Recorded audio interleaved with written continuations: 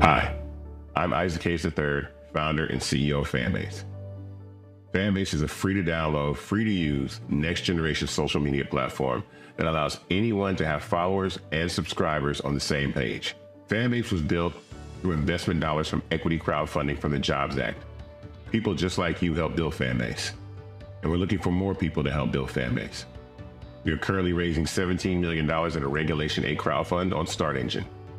We've already crossed $2.1 million, but we're looking to raise more capital from people just like you that deserve the opportunity to invest in early-stage startups without having to be accredited investors. So right now, I'd like you to go to startengine.com/fanbase and invest. The minimum to invest is $399. That gets you 60 shares of stock in Fanbase right now, today. And then use Fanbase to connect with friends, grow your audience, and be you without limits.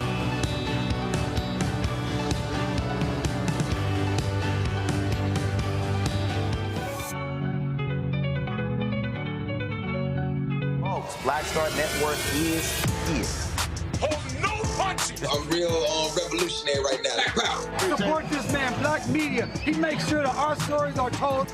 Thank you for being the voice of Black America, Roland. Stay black. I love y'all. All momentum we have now, we have to keep this going. The video looks phenomenal. See, this difference between Black Star Network and Black-owned media and something like CNN. You can't be Black-owned media and be scared. It's time to be smart. Bring your eyeballs home. You dig?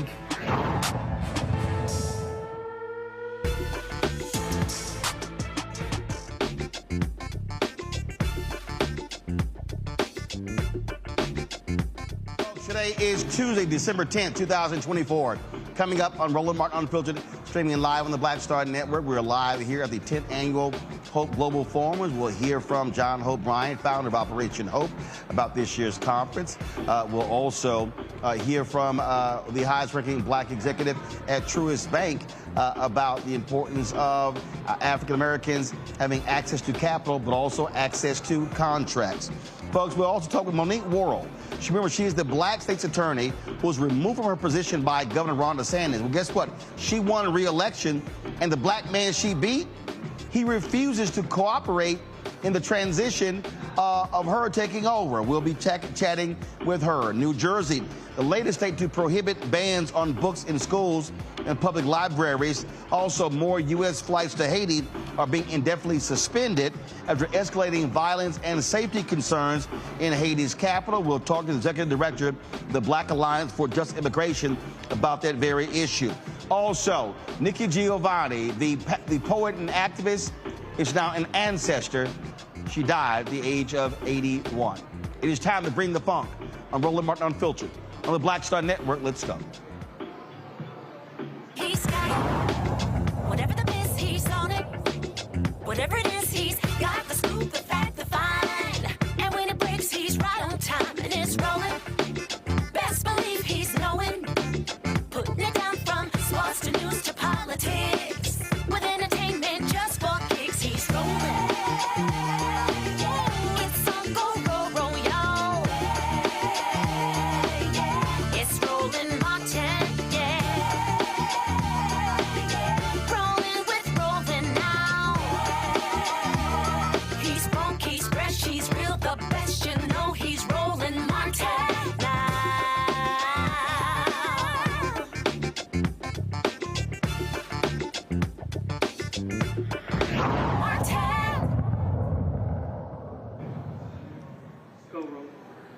Folks, if you want to know a sorry excuse for a Black man, that is Andrew Bain. He is the state's attorney in Florida who Monique Worrell beat. Now, remember, it was Governor Ron DeSantis who replaced her with Bain, and then she then ran as an independent, kicked his butt on November 5th, and then he decided to say that he was not going to help her with the transition. Well, now he is changing his mind. Monique Worrell, the duly elected state attorney for Florida's 9th Judicial Circuit, she joins us right now. Monique, glad to have you back on the show. And so, first of all, congratulations on winning with 57% of the vote. And you ran as an independent. And so clearly the people in that area, they wanted you back in office. Good evening, Roland. Thank you so much for having me. No, so I ran as a Democrat. Ran as an independent. And yes, overwhelmingly said they wanted me back. I won with 67% of the vote, a margin of 107,000 votes. And that was just a really big win for me and the Democratic Party for justice and for democracy. And when you talk about that, and so what he tried, so is he now saying he will help with the transition? Because he posted this long statement claiming all kind of crap, executive order or whatever, when, dude, you lost. You lost. That's right. That's exactly right. So what we saw was an email come out early in the morning saying, I don't have any intentions on assisting in transition. My understanding is that she's not allowed to be the state attorney, so I will be here until the governor tells me otherwise. And we saw an extreme backlash from local leaders, from the media, from the voters. And by 3 o'clock that afternoon, shortly after I released my statement, we saw a reversal with him saying, well, actually, my last day is on January the 6th, and her first day is on January the 7th, and I will do everything I can to facilitate the transition. So a complete contradiction to his earlier email, and what we saw was an extreme reversal of his own position. What we are seeing here, again, what we're seeing here is Ron DeSantis doing exactly what he does, and that is attacking duly elected state prosecutors. Are you concerned, he did it before, that after you take office, that he will single you out again and remove you from office? So unfortunately, we live in a time right now where democracy everywhere is at stake. And yes, it could absolutely happen. The reality is he didn't have a legitimate reason for removing me the first time. The first time it was a political stunt. And, the powers that be right now, the question is who's going to stop them? Who's going to stop them? And so, yes, it could absolutely happen again. This was never with the understanding that it couldn't happen again. I ran because democracy matters. I ran because the voters matter and their voices matter. I ran because all of the reasons I ran initially still exist. We still have an unjust criminal legal system that over-incarcerates Black and brown people. We still have mass incarceration, with Florida leading, the nation in mass incarceration. We still have law enforcement accountability that is an issue in our country. And all of those things still exist. And that's why I ran. You talk about winning with overwhelming support from the public, and that's what really jumps out here. You were elected before, DeSantis removes you, you get re-elected, and so what I don't understand is the people have spoken, and these Republicans are showing zero respect for the voters. The voters decided they want you, they want your policies. And so they don't get to determine what the policies are for your area, because the voters say they trust you and your policies. Yeah, that's absolutely right. And unfortunately, prosecutorial discretion is something that has gone, virtually unchecked since its very beginning.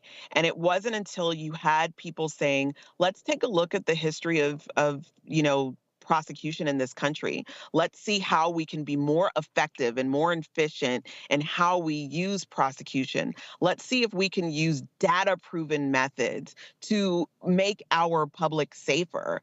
That prosecutorial discretion then became under attack with, far right extremists saying, we don't want you to use your discretion. We want you to lock up people and throw away the key. And if you're not doing that, then you're not utilizing the prosecutorial function in the way that it was originally designed. And that's where the problem came in, where people like myself and prosecutors all over the country found themselves behind a target, essentially, because they weren't using prosecutorial discretion to further mass incarceration. Well, it has been a hell of a rocky roller coaster for you.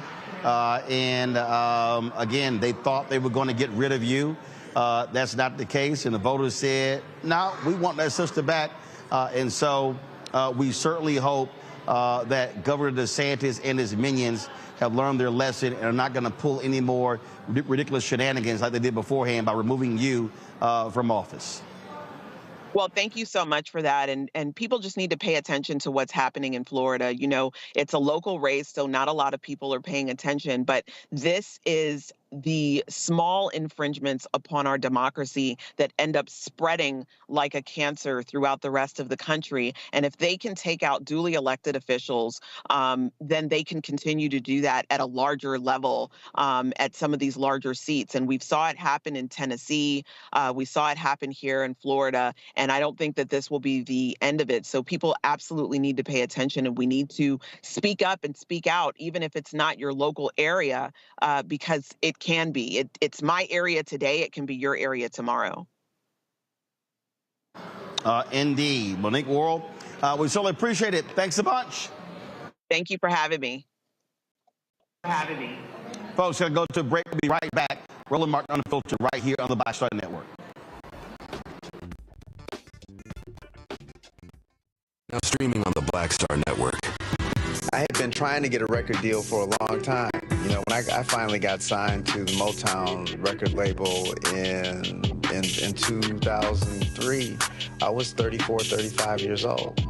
And up until that time, I had been trying to get record deals the traditional way. You record your demo, you record your music, and you send it, to the record labels, or maybe a friend of a friend knows somebody that works for, the record label. And really, chemistry that was my last-ditch effort at being in the music business. How long have you been trying? I've been trying since I was a teenager. Wow.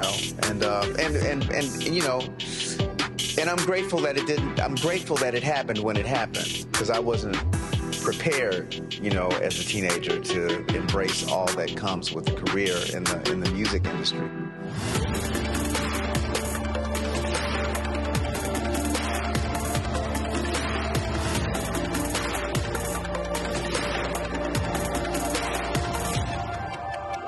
What's up, y'all? Look, Fanbase is more than a platform. It's a movement to empower creators, offering a unique opportunity for everyday people to invest in Black-owned tech, infrastructure, and help shape the future of social media. Investing in technology is essential for creating long-term wealth and influence in the digital age. The Black community must not only consume tech, we must own it. Discover how equity crowdfunding can serve as a powerful tool for funding Black businesses, allowing entrepreneurs to raise capital directly through their community through the Jobs Act.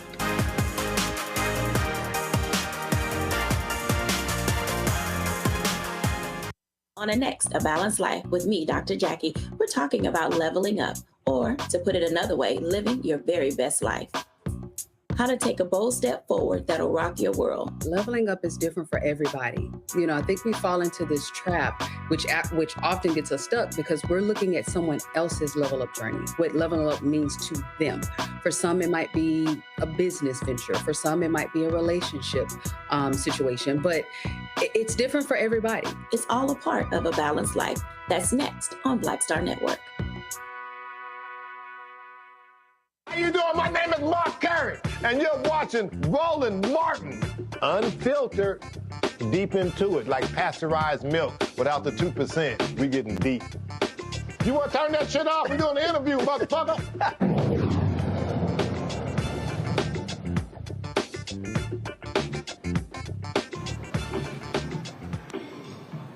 All right, folks, time to bring in my panel. Dr. Mustafa Santiago Ali, former senior advisor for the Environmental Justice, the EPA, joining us out of D.C. Randy Bryant, DEI disruptor, also out of D.C. And, of course, Joe Richardson, civil rights attorney out of Los Angeles. Glad to have all three of you here on the show. Joe, I'll start with you. It is absolutely crazy to sit here and watch this shameful, despicable Governor Ron DeSantis remove state's attorneys because he disagrees with their application of the law. The reality is they have the discretion. They are elected by the people. And so the problem is the state Supreme Court upheld these removals. And so this is an infringement upon the people's right to choose who they want to serve as district attorney or state's attorney in the districts in which they live. So now, yes, the people had to speak twice. And so, let's see what DeSantis and the courts do this time around. It's kind of interesting that they got this brother to kind of be their minion so that, he was a quote independent, but pretty much funded with Republican money. He comes into the position, gets beat decisively, not where it was close, which is interesting because, there's a lot of Republicans that won around here, but he certainly wasn't one of them. Independent or whatever he is, she won decisively. And so now the question is, does he have, more nerve than a toothache in terms of this actually happening again? There's a lot of things at play here. Does DeSantis become a little less likely to do this if there's a chance that he goes to the Trump administration? But largely, see, this is the issue with Trumpism, right? There's one thing, what I call Trumpism is the whole idea of just kind of ignoring the law in general, even though DeSantis seems to have had his own version of it from the get-go. Whoever's on his wrong side, even if they're Republicans, they receive his ire. But that being said, the question becomes whether or not the people have spoken loud enough to, for whatever reason, prevent this same road being gone down again. And people need to pay attention to it, like was said, because if we don't pay attention to it, you think everything's okay just because you seem to be on the right side of something. He seems to be okay with you right now, but that can change. All of that is subject to change without notice. What's not supposed to change without notice are constitutional rights and guarantees, and the people should be deciding who is in that position. They did it once, they did it twice, and hopefully this time those that would want to undo it will actually listen to what happened. Randy, what we have to understand is this is what happens when Republicans are in charge. If we want to understand how they will abuse their power, what DeSantis does here, what we see happening in North Carolina, it happens over and over and over again. And so this is what the Republican Party does. And so Democrats have to understand that this ain't the new normal. This is how they are going to operate forever. Forever. And so she said, Worrell said in her response that she was not surprised that there were already challenges and that, he was not going to step down because we know what we're dealing with. So it's up to us now to ensure that, one, we're prepared and that we protect our people in office who are trying to serve us and do the right thing. And I like that, someone said about keeping our eyes on what's happening, not just in the federal government, but in local governments to ensure that the democratic process is being protected and that there's follow through and those that we have voted into office get to remain in office and get to do their jobs as we've assigned them to. Mustafa, it was a shock when DeSantis removed Andrew Warren, then came after Monique Worrell, and he installed this black man, Andrew Bain, who was a judge, who frankly did the bidding of Ron DeSantis. And that's what's even more shameful. Andrew Bain is despicable. That's what he is. And for him to initially say that making all his legalese why he was not going to help her in the transition, that to me is just atrocious. And what kind of black man are you to do a sister like this here? And it's just shameful. Yeah, well, it most definitely speaks to how you were raised or how you have sort of positioned yourself now to do the work of the master, if I can say it that way. It's really interesting because this is a prime example. When you see what has been happening in Florida they were actually just running sort of these test cases, because now we see that we also have someone who's going to be, the president now, who's talking about removing all these different types of federal workers. And of course, we understand all this goes back to after Reconstruction, the Wilmington coup that happened in 1898. And they, began to take people out and murder people, all these different types of things that happened in that particular moment. This is, of course, a much lesser situation, but as devious, because what they are really saying is that, you are elected to have power to be able to do the right things, but we're just going to strip you of power. We're going to use our privilege to make sure that democracy only works for us in the ways and fashions that we see fit. So that's why, not only do we have to put our eyeballs on it, but we got to also make sure that when that spotlight's there, that we're speaking out, that we're supporting the organizations on the ground who are being supportive of strengthening democracy.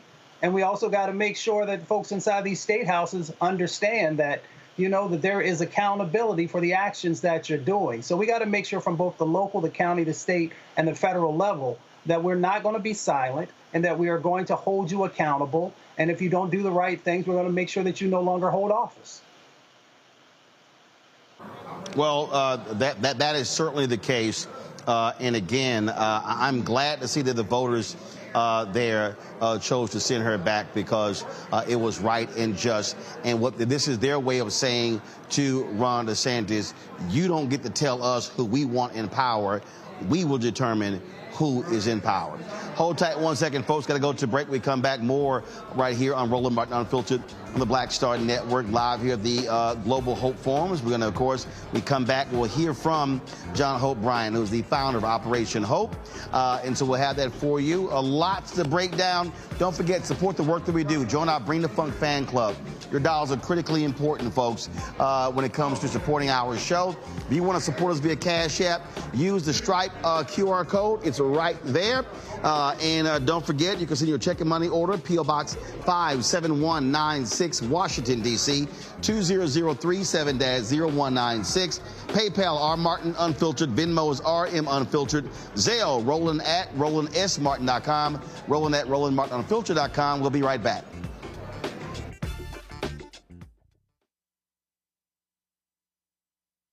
Hi, I'm Isaac Hayes III, founder and CEO of Fanbase. Fanbase is a free-to-download, free-to-use, next-generation social media platform that allows anyone to have followers and subscribers on the same page. Fanbase was built through investment dollars from equity crowdfunding from the Jobs Act. People just like you helped build Fanbase, and we're looking for more people to help build Fanbase. We are currently raising $17 million in a Regulation A crowdfund on StartEngine.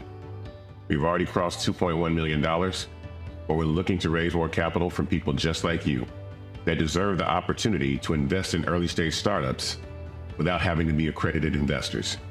So right now, I'd like you to go to startengine.com/fanbase and invest. The minimum to invest is $399. That gets you 60 shares of stock in Fanbase right now, today. And then use Fanbase to connect with friends, grow your audience, and be you without limits.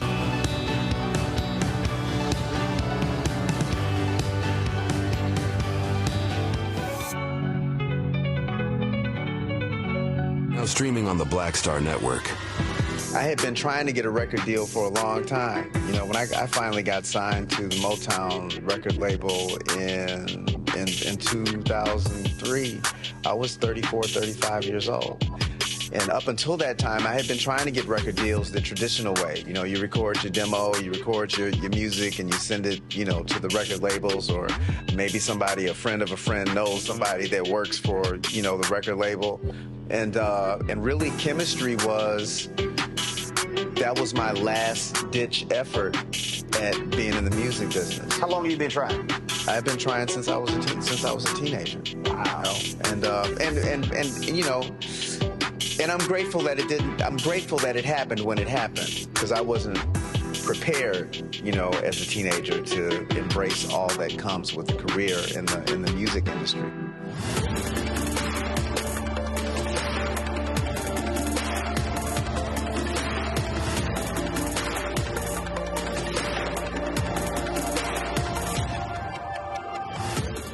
For Farquhar, executive producer of Proud Family. You're watching Roland Martin Unfiltered.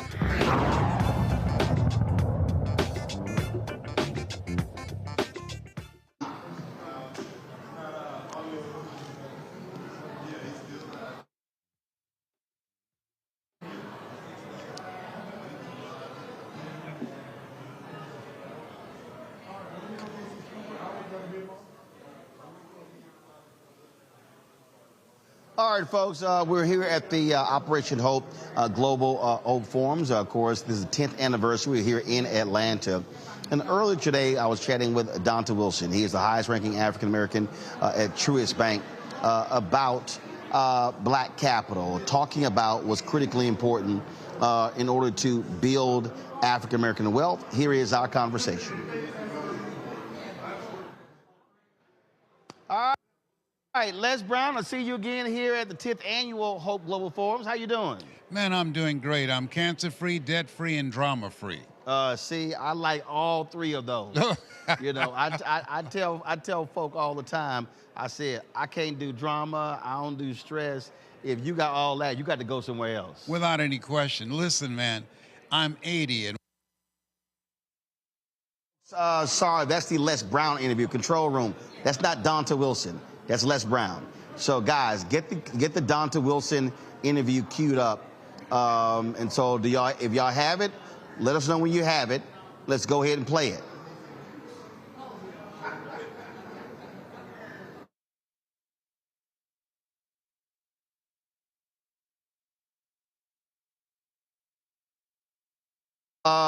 Let's do this here. I'm going to go to a quick break. We're going to come back. And so we'll be right back on Roland Martin Unfiltered on the Black Star Network.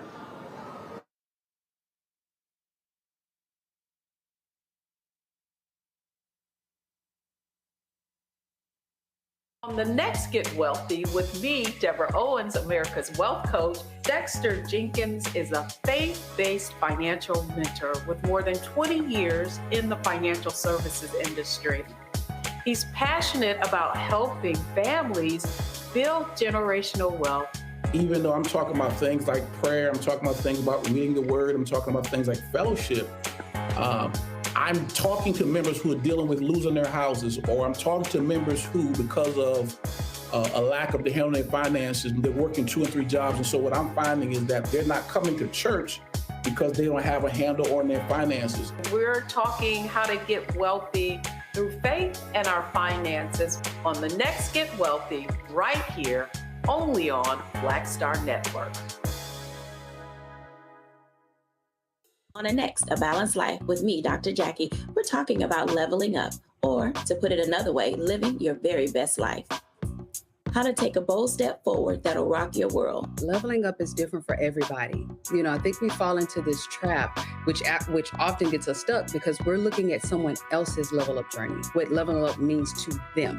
For some, it might be a business venture. For some, it might be a relationship situation, but it's different for everybody. It's all a part of A Balanced Life. That's next on Black Star Network.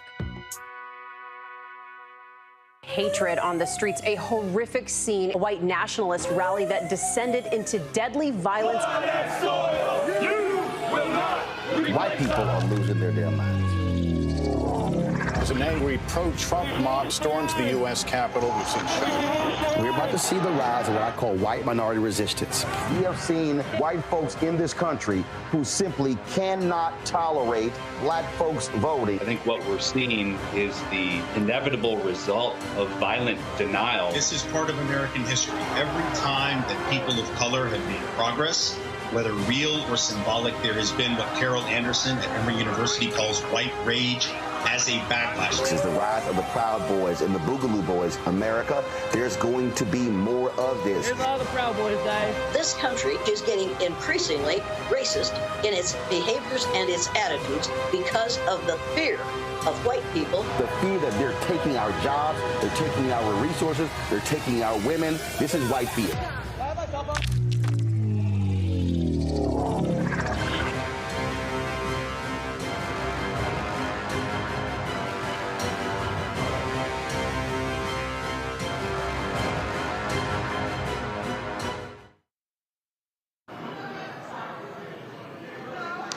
right, folks, welcome back to Roland Martin Unfiltered here on the Black Star Network.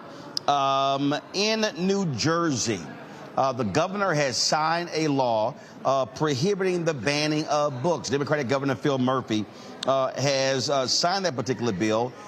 Kind of important, considering what we have been seeing across the country have been Republicans who just refuse to, again, listen to the will of the people. You got these crazy crank MAGA folks out there. And so now you're not going to see the banning of books in New Jersey. Here's the whole deal, Mustafa. This is exactly what Democratic governors and legislatures should be doing. I keep saying Democrats don't want to play don't want to play appropriately. This is where you begin to say, hey, where we are in power, we're going to run things differently and not operate the way a lot of these crazy Republicans are. Yeah, and you got to be proactive, right? So we've got to stop being reactive about so many things that we know that are impacting our community. And this is an opportunity to get ahead of the curve, even though we know all of the things that have already happened across the South and in other locations, to take away people's right to be able to learn and read and be better prepared to engage across our country and across the planet. So them actually taking action, I think, is really necessary because we have a new administration coming in. That administration has shown no interest in supporting Black education, supporting our stories, our books, our art, our culture. So by making sure that you are doing what you can to actually build a stronger foundation for the attacks that may come, it's incredibly important. And look, we might as well gear up, okay? We're going to see more of this, Joe, over the next 2 to 4 years. None of these Republicans control the presidency, the House, and the Senate. They're going to be emboldened to put their crazy, demented MAGA agenda all around the rest of this country. And so folks had better be prepared to fight back, which is why I keep saying these state elections are so important. Look, one of the reasons why Monique Worrell, why she couldn't get her job back, because it was the Florida Supreme Court that upheld Ron DeSantis. Republicans control that. They control the particular state. Folks had to be focused on breaking these supermajorities in the legislature and also winning back these state Supreme Courts to stop these crazy, deranged folks. We need to compete in elections at every level, local, legislative, elected judiciaries, as well as elected legislatures and governors who appoint often many pieces or many parts of the judiciary. I think it's good. I like what the governor did here in New Jersey. People that want to do the right thing need the cover of knowing that the law specifically protects them. Otherwise, you're going to have, outlying localities saying, well, here, we're not going to have these books. In this school district, we're not going to have this. In that school district, we're not going to have that. So we have to compete everywhere, on every level, so that we give ourselves the best opportunity to be in the game so that people know that they can act and be protected by the law while they do that. And hopefully, it's a luck of the draw a little bit because it's going to depend on who's been appointed, how reasonable they are. But when I'm particularly talking about judiciary, in terms of interpreting these rules and these laws in ways that allow things to go forward, particularly to the extent that they have been dictated by the people and the people's elected representatives. Randy? I think it's so fundamental because what I've realized is that for the white supremacist ideology, they really want to keep us dumb. Dumbing down of America very much works for them. So they can just come out with one-liners and people will vote in that direction. So I find it very interesting that it was illegal for those of us, our ancestors that were enslaved to read, and they continue to ensure that they ban books that present knowledge about mainly the books they ban are about people that are different, people that are othered in their opinion, because they want to block out any knowledge that we have of these people. They want to ensure that we're not seen as humans. They don't want our history at all to be presented whatsoever, so they can rewrite history and of course, continue to create this fantasy that they are the heroes and that they're the originators of this country. And so it's important that we fight back and that these laws are enacted, not just to, because to protect who we are as Americans. Books have always, armed us. Knowledge arms us. Keeping us dumb is what's going to keep them alive. But ensuring that we have the knowledge and the diversity of knowledge is incredibly important to keep our country going back in the right way. We don't want to take it back. We want to take it forward, and books do that. Absolutely. And so I'm just glad to see that New Jersey is taking this lead. Let me go to a quick break. We come back. We'll hear from the highest-ranking black executive at Truist Bank. We'll also hear from John Hope Bryant, who is the founder of Operation Hope, as we here at the Hope Global Forums here in Atlanta. You're watching Roland Martin Unfiltered on the Black Star Network. Hi. I'm Isaac Hayes III, founder and CEO of Fanbase. Fanbase is a free-to-download, free-to-use, next-generation social media platform that allows anyone to have followers and subscribers on the same page. Fanbase was built through investment dollars from equity crowdfunding from the Jobs Act. People just like you helped build Fanbase, and we're looking for more people to help build Fanbase. We are currently raising $17 million in a Regulation A crowdfund on StartEngine. We've already crossed $2.1 million, but we're looking to raise more capital from people just like you that deserve the opportunity to invest in early-stage startups without having to be accredited investors. So right now, I'd like you to go to startengine.com/fanbase and invest. The minimum to invest is $399. That gets you 60 shares of stock in Fanbase right now, today. And then use Fanbase to connect with friends, grow your audience, and be you without limits.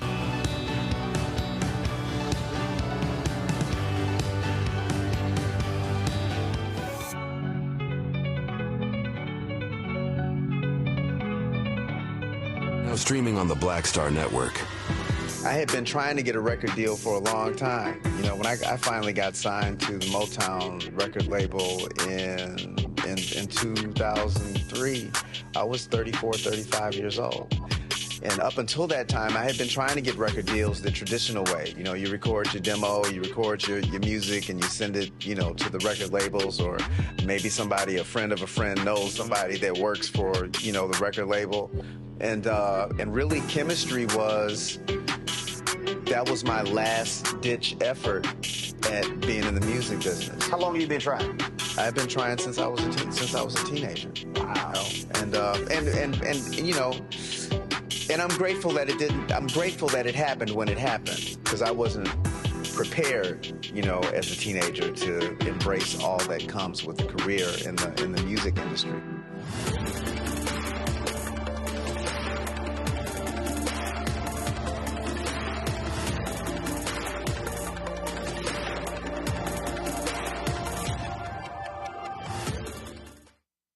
On the next A Balanced Life with me, Dr. Jackie, we're talking about leveling up, or to put it another way, living your very best life. How to take a bold step forward that'll rock your world. Leveling up is different for everybody. I think we fall into this trap, which often gets us stuck because we're looking at someone else's level up journey, what leveling up means to them. For some, it might be a business venture. For some, it might be a relationship situation, but it's different for everybody. It's all a part of A Balanced Life. That's next on Black Star Network. When you talk about blackness and what happens in black culture, covering these things that matter to us, speaking to our issues and concerns. This is a genuine people-powered movement. There's a lot of stuff that we're not getting. You get it, and you spread the word. We wish to plead our own cause. Too long have others spoken for us. We cannot tell our own story if we can't pay for it. This is about covering us. Invest in black-owned media. Your dollars matter. We don't have to keep asking them to cover our stuff. So please support us in what we do, folks. We want to hit 2,000 people, $50 this month, raise $100,000. We're behind 100,000, so we want to hit that. Your money makes this possible. Checks and money orders go to P.O. Box 57196, Washington, D.C. 20037-0196. PayPal is R Martin Unfiltered. Venmo is RM Unfiltered. Zelle is Roland at RolandSMartin.com.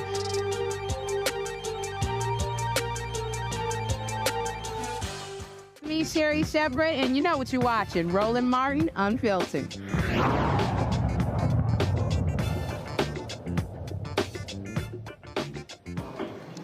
Folks, Donta Wilson is the Chief Consumer and Small Business Banking Officer at Truist Bank, one of the sponsors here at the Global Hope Forums, and I had the opportunity to sit down with him to talk about what their focus is when it comes to helping black-owned businesses and black consumers. All right, Donta, let's talk about business. First off, I was backstage.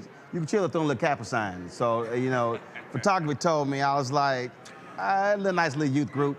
Well, we have a higher standard for GPA, but it's okay. You found a club. You found a club to get into. It's okay. Look, I got to keep reminding y'all, without Alpha, y'all just Kappa Psi.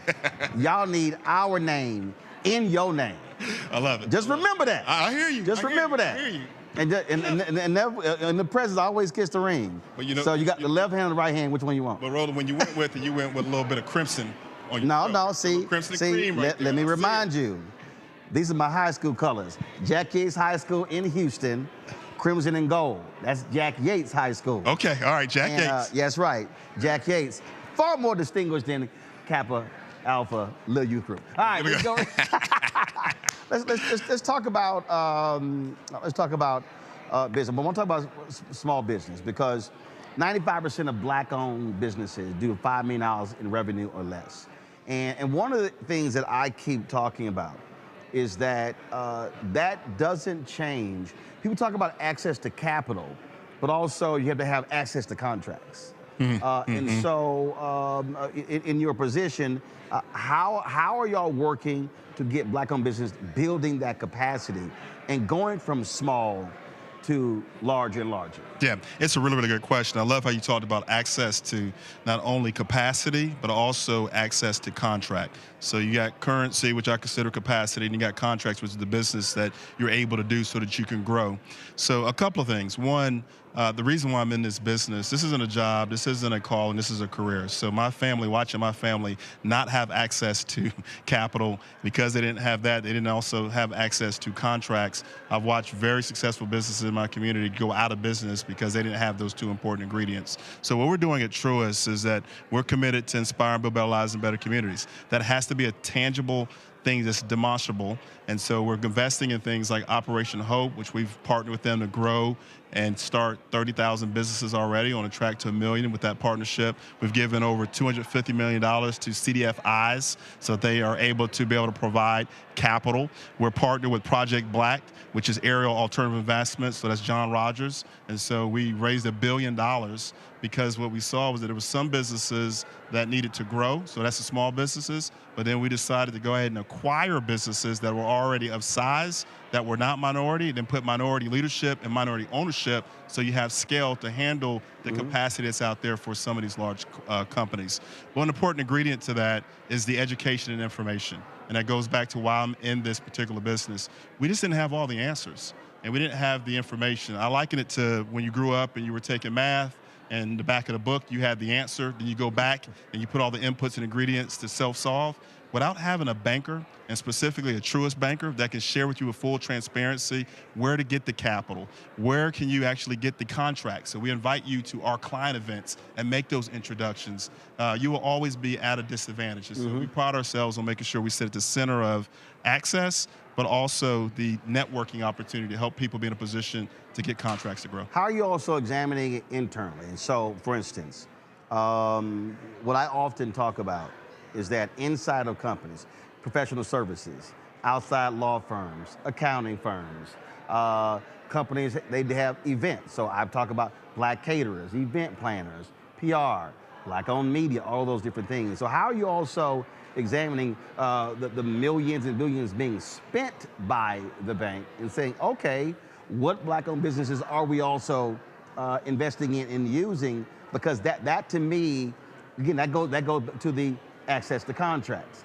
So you're doing it. So the question is, like, I was talking to this one company, and the person never even thought about it. I said, you know, there are black transportation companies. I said, you utilize car service. They never thought about the idea of having a black-owned transportation vendor on their list. Yeah, it's super important to do, and we're very focused and intentional about that, making sure that we support all pockets of the community and that we have inclusive vendor solutions and supply chain management. And we also host an annual event where we invite these we invite these vendors in that are doing business with us to help explain how they can do more business and grow.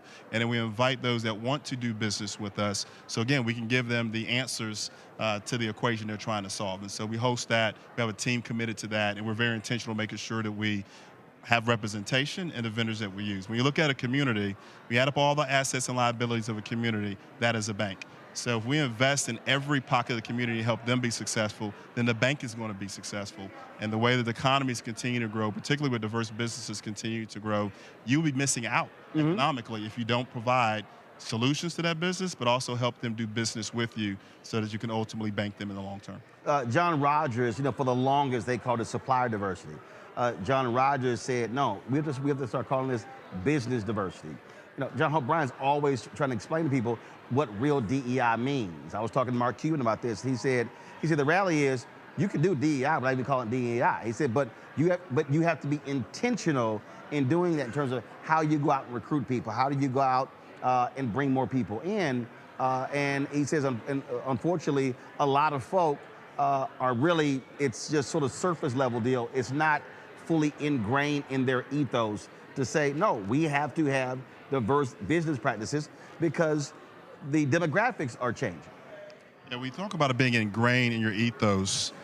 Our purpose is to inspire and build better lives in communities. So companies that are committed to delivering their purpose and stay consistent to that, it doesn't matter what cycle that you're in, your objective is still the same. And so that intentionality, that environment, that culture you're building, and that representation of teammates that reflect their communities is super important. So at Truist, we have 2,000 branches. 500 plus of our branches are multicultural branches. And that means that they represent the communities that they're in with teammates that reflect that community. And that's all communities, which is fantastic. And that business, just to give you some economics. So we, that the market and deposits have contracted 3% in the industry. With our diverse client base, we actually grew 6% deposits year over year with that pocket of clientele. So this is about economics. If you want to have a successful economic business, no matter what industry you're in, you want to be able to provide those solutions to all pockets of the community. Now, did that decline happen because consumers are utilizing things like Cash App, PayPal, Venmo, Zelle, and they're not traditionally opening up bank accounts? Is that what happened there? So in the industry, what happened is quantitative tightening. So that's the Fed using its balance sheet, and they took a lot of the balances out of the market. And so you had that take place. And so that's why you had the contraction of deposits. But what we're finding from a consumer's perspective, consumer health is really, really good at the moment. So the biggest piece of that is that they have jobs. And so as long as you have jobs, you have the capacity as long as you got jobs, you're making deposits. Save. That's right. And so when we look at our client base, our clients index and have 1.20 more savings than they had pre-pandemic. All right, so unemployment is still good. They're saving now. The saving rate is about 4%, so it's 100 bips better than it was last year nationally. And so they're doing good. When you look at their FICOs, average FICOs are higher. Their debt to income is about the same as it's been the last couple of years. Their utilization is low. So they're in really, really good shape because they have jobs. See, here's what's interesting. I sat here and traveled this country in the last year dealing with the election. And I'm sitting here and I'm watching these other networks and I'm listening, and people talking about, oh my God, the economy is horrible, things are horrible, things are horrible. And I'm sitting here and I'm looking at the data though. I'm looking at just what you described, savings. I look at black wealth. I look at look at pre-pandemic, looked at pre-pandemic and post-pandemic. And it's like like they're two different worlds. That what some people were saying was happening was totally different from reality. How do you explain that, from your perspective in terms of that? Because the data was showing that we were rebuilding and having a healthier economy as each month went by. Yeah, we're data-driven, so we're a financial services company, and we have the data of our clients. And so we just stick to that data because we have to manage a through-the-cycle type of credit appetite to make sure we fully understand if risk is increasing or decreasing with consumers. And so we just look at the data. We stay fact-based no matter what, different talking points are shared, and the facts are just what we just talked about. Even take a look at the last Black Friday we just had. Healthy, like 7% increase over last year. So Cyber Monday, healthy improvement. So consumer spend is still happening. Now maybe spending in different places, but it's still happening. A big part of that too is that you have clients that had already locked in to their debt in low interest rate environments. So 90% of debt for people are typically their mortgage and their auto. Only 10% is in variable debt. Right. So variable debt is still high on an interest rate perspective, but they were locked into low fixed debt, those that had debt. So their economic situation was good because inflation came down. That gave them more capital spend, and wages had continued to go up, so they had more disposable income. I was talking to a group of folks, and we were talking about housing, and they were like, oh, it's hard to get a loan. And I said, no, actually, and I kept trying to walk people through. I said, that's actually not our problem right now. I said, our problem is, between 2010, 2020, we didn't build housing stock. I said, we were 8 million less than the previous decade. I said, and from 2021 to present day, we're still down. So the problem is, and I've talked to other bankers, they say, I have people who are eligible and ready to buy a home, but the stock is simply not there for them to be able to do it. Yeah, you're seeing that stock issue uphold prices, and that price issue is what's affecting affordability, not even rates. When you look at rates over a long duration of time, the rate environment is a decent environment, and when rates come down, you'll still have the issue if you don't have the stock because of the affordability of the house. So if you go back, 10 years ago, that house increase and that average payment that you need now to be able to afford that brand new home is much more meaningful, much more significant as it relates to their disposable income. There's lots of great programs. We offer a really good first-time homeowners program. We offer grants to get people the ability to get into a home. But with the housing stock being so short, that's keeping prices high, and it's challenging people to get that first-time home. Let's talk about consumers. I mentioned earlier the other instruments people are using that are non-traditional for banking. How are you educating people to understand that a relationship with a bank, it goes beyond just simply your debit card and a deposit? During COVID, a lot of Black-owned businesses that talked about their inability to be able, when it came to PPP, because a lot of them, and I was dealing with the National Bankers Association, I was dealing with others, and they were saying that, there were individuals who had banking relationships, meaning loans, things along those lines, where a lot of the Black-owned businesses, they just had accounts. And so that was like a huge thing there, and people didn't understand, were not aware, and there were a number of other banks that were only dealing with people who, on the loan side or whatever, and helping them get PPP loans versus those who only had accounts. So the education piece, how is that going to get people to understand how you have to have a much expanded banking relationship beyond just, I have a bank account? Yeah, relationship capital is the most, I think, important capital of all capital. And when you think about like at Truist, we believe that touch plus technology builds a higher level of trust. That's how we win clients. On the other side of that is the same. So how clients engage with banks are either through technology, and most of them do technology for their primarily transactional activities. But when it comes to touch, which is the human touch, when you get to the more complicated or sophisticated or the high need categories, you have to have a human that can help you navigate, and you have to build that relationship before you need to leverage it. But also be willing to leave. Like I had a bank, I'm not gonna name them. I had $250,000 in the bank. I'm sitting here, high net worth owner, would not give me a business card. And I was like, I'm sorry. Oh, hell no. So I literally pulled all my money out, went to another bank. The bank was like, oh, hell yeah. Oh yeah, we're gonna give you a business card because I had business expense. But it was crazy. They were only looking at me from this vantage point as opposed to what I was depositing, what I was generating, and I put my business. I wasn't willing to stay in that relationship. I said no, there has to be a benefit for me. So that's what I mean by, again, from a consumer standpoint, if you're gonna have a relationship. It's a two-way relationship. That's right. That's right. Yeah, absolutely a two-way. Any relationship. Yeah. Right? So we understand that, and we value that relationship. So we talked about Triple P when we had that environment. We were one of the first banks to make sure the technology was available to be able to help clients, and you were able to take a digital loan. So there's 2 banks in the country that did it on that Friday. We're one of the 2. But then we also took hundreds of our teammates and made them accessible to clients to be able to talk via phone because they couldn't come to the physical location, and to proactively make calls to clients to say, do you need help? That's relationship. You didn't have to come to us. We called you to do a financial check-in, have a caring conversation to see what help you need. When we became Truist, which is a merger of equals between BB&T and SunTrust, we did our research and said, all right, what's missing? What's the white space in financial services? And what our clients told us is that they wanted an institution that showed up with care and expertise. And care is like an emote. So we went and understood that a little bit more. And basically what it was relationship. We want to make sure that you care about us as human beings, even if I'm running a business, and then you have the actual information to be able to help me. So if you look at our values, we actually made it one of our values is care, to be able to lead with care, which ultimately is relationship. Last question, I'm gonna go back to small businesses.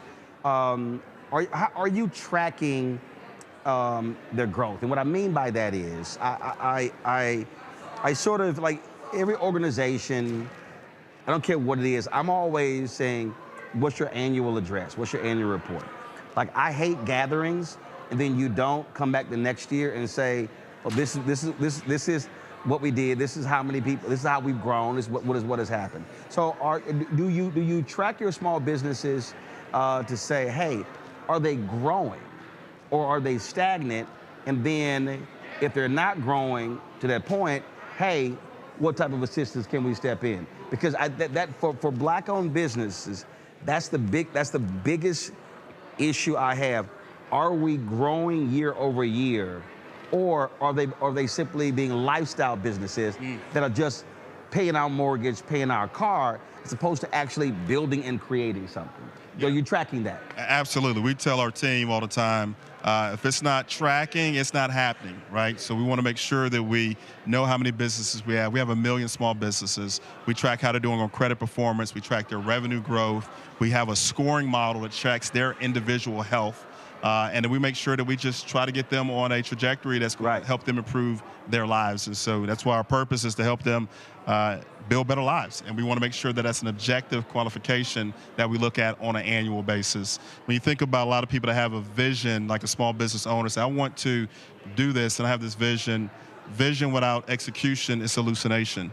And we think about the execution and the activation of that, that's where bankers come in to say, here's your financial plan. What are we executing on a daily basis? So you're not waiting for one day when this happens, one day when this is, an environment that will put me in a more successful place to be successful.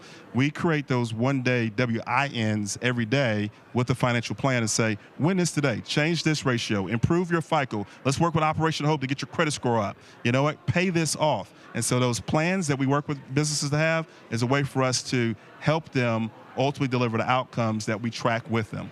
Gotcha. So the last question. So how are you tracking your golf handicap? Is your handicap trending up, or is it trending down since we last played? Well, you know what? I track my handicap relative to how much I beat you.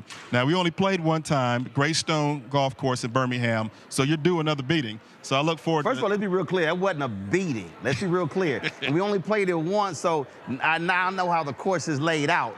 Because, some hosts don't actually tell you where certain stuff is. Yeah. I'm just saying, you hit driver when you should be hitting 3-wood. I'm just saying, that's how good hosts are supposed to be. No, you know, you want to lay up here, but I see how the capper was. In all fairness, he gave me a couple of strokes. This guy got mad golf games, so in all fairness, it was not a net win. It was a net win, not a gross win. I play a little bit. How's your handicap going? 4.5. Wow. Yeah, you're still going to be giving me strokes. I'm working, trying to help these small businesses grow, trying to help I'm working consumers too. Get to financial success. I'm not playing that much golf. I'm working too, but golf is my de-stressor. So I gotta play, you know, walk my 18 holes and keep it calm. So absolutely. All right, we'll do it again. Great. Well, thank you for having me. I appreciate it. Keep up the great work you're doing. I appreciate it. Yes, thank you. Thank you. All right, folks, going to a break. We come back. We'll talk about what's happening in Haiti. More U.S. flights are being canceled as a result of the unrest in Port-au-Prince. That is next right here on Roland Martin Unfiltered on the Black Star Network, live from Atlanta, Georgia. We're attending the 10th annual Operation Hope Global Forums. Back in a moment. Now streaming on the Black Star Network. I had been trying to get a record deal for a long time. You know, when I finally got signed to the Motown record label in 2003, I was 34, 35 years old. And up until that time, I had been trying to get record deals the traditional way. You know, you record your demo, you record your music, and you send it, you know, to the record labels, or maybe somebody, a friend of a friend, knows somebody that works for, you know, the record label. And really, chemistry that was my last-ditch effort at being in the music business. How long have you been trying? I've been trying since I was a teenager. Wow. You know? And you know, and I'm grateful that it didn't. I'm grateful that it happened when it happened, because I wasn't prepared, you know, as a teenager to embrace all that comes with a career in the music industry.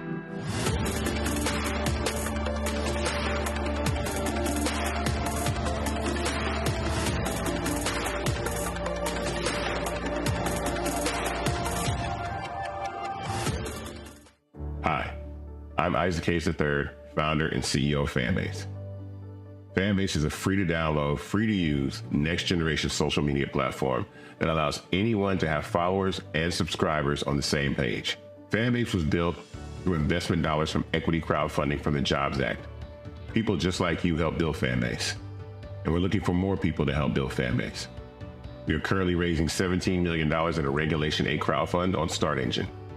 We've already crossed $2.1 million, but we're looking to raise more capital from people just like you that deserve the opportunity to invest in early-stage startups without having to be accredited investors.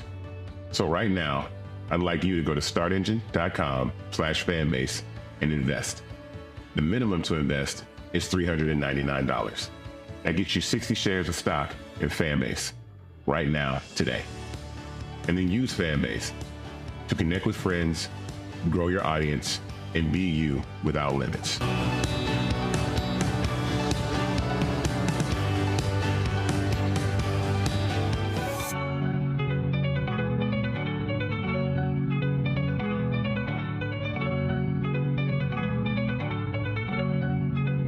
Hey, it's John Murray, the executive producer of the new Sherry Shepherd Talk Show. You're watching Roland Martin Unfiltered.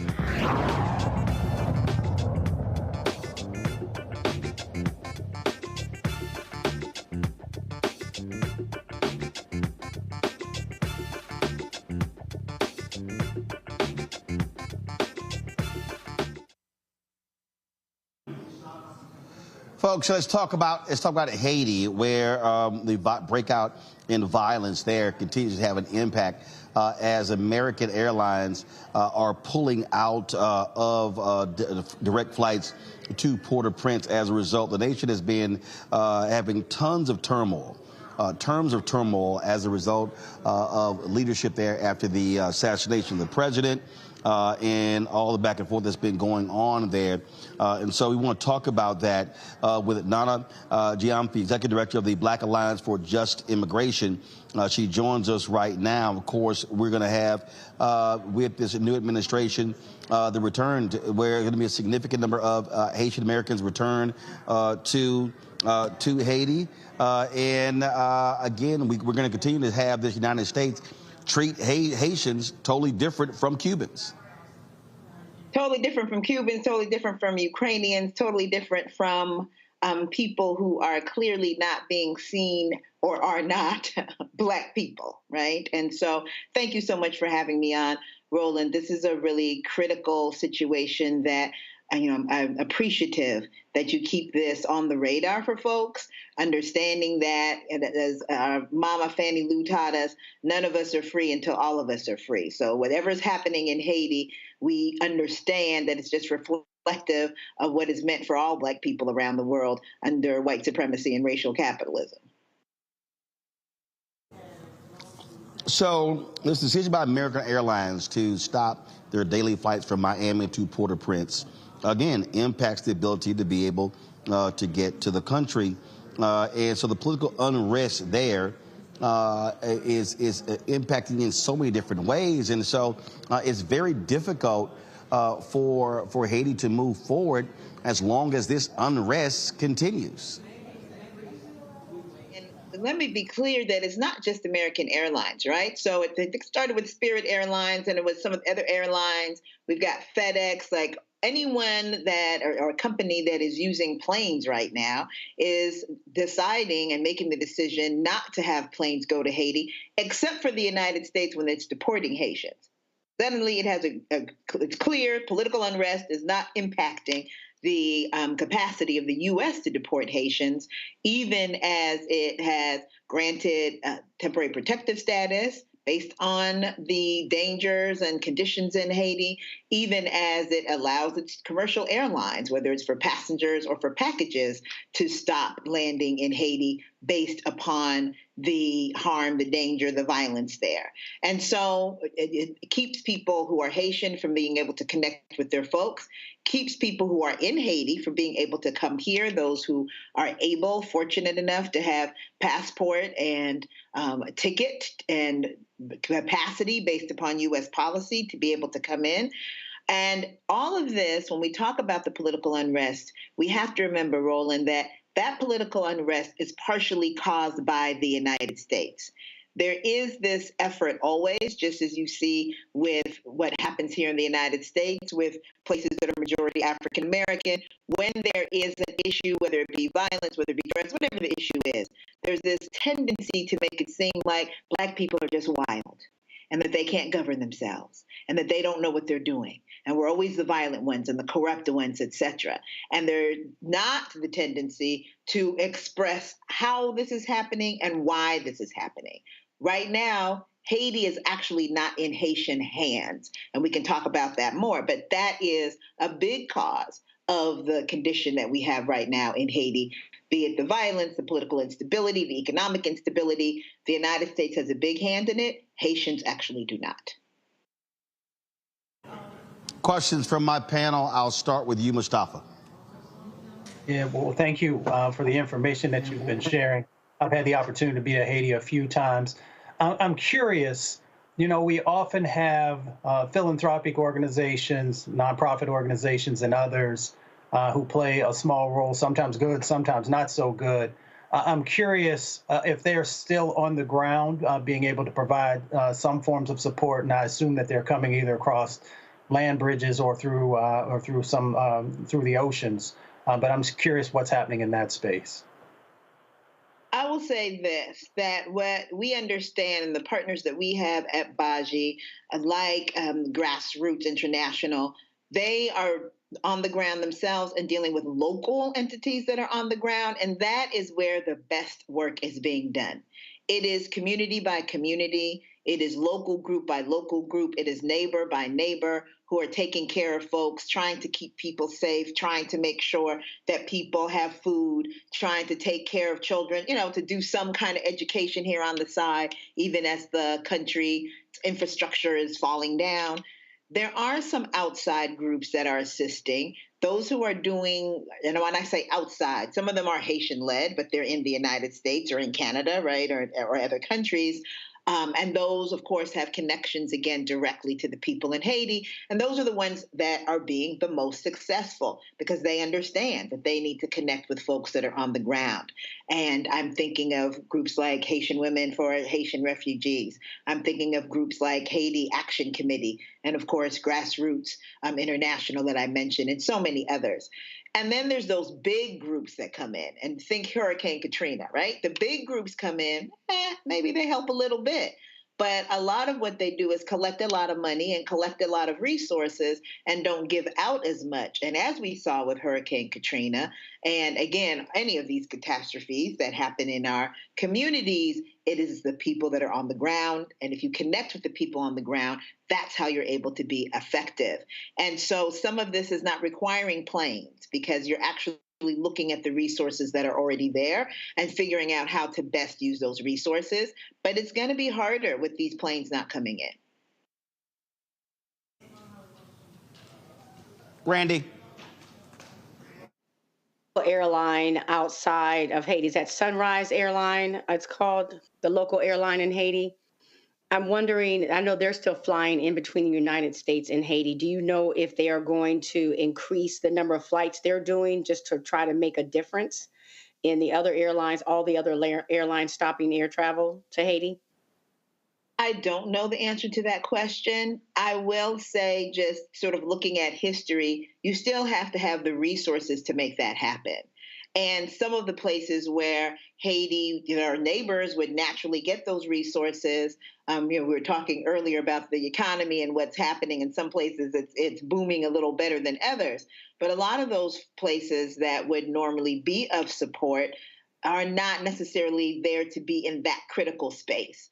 We remember that when Venezuela was up and running, when you had these type of situations that, before the sanctions of the United States, Europe, et cetera, they would give oil, right? They give gas so that you could put that into these planes, put airplane fuel in here and make it happen. That is not the case because Venezuela don't have that. That's not the case with Cuba because of the sanctions being listed as a country of state terror by the United States has made it so that Cuba can't do what it once did. CARICOM is providing some support, but not the support in the commercial type of ways. And so not sure how that's going to move now with Sunrise, but it feels to me, based upon what the normal places you would have to lean on, that that's going to be harder for them to be able to do to scale, though I'm sure they'd love to do so. Thank you. Joe. Thank you. So thank you so much for the information and for the work that you're doing. A couple short questions with a little expansion. The two questions are, what can people do and how can people help? So what can people do to sound the alarm on something that still doesn't get the attention that it should be getting, right? This inequity that we see with how Black countries and people that are potentially politically persecuted, et cetera, are treated as it pertains to getting from here to America or getting resources and help that truly should be there. And the second, how can people help? And I think you alluded to this a little bit in terms of the specific organizations that are on the ground, smaller organizations that are specialized and really know how to stretch a buck, as it were, or use the resources, know where the problems are, those types of things. Can you give us some information on that? Absolutely. So I would say that in terms of internally, the kinds of things that we can do, firstly, is if you are in a place like Florida, New York, Boston and Massachusetts, places where we have large Haitian populations, but even places like Los Angeles, where I live, where the populations are not as large, let's get in touch with Haitian organizations locally and see what people are doing for their folks at home, how people are connecting to their people at home, and how folks are getting there. Because as we all know, we're going to make it happen. People are going to figure out how they can support their families. That is the history of Black folks. Wherever we are, we're going to make it do what it do. And so let's connect to those folks to make sure that that's happening. That's community support, right? The other, if there's funds to be raised, et cetera, let us do that. Let's pour our hearts out as we always do.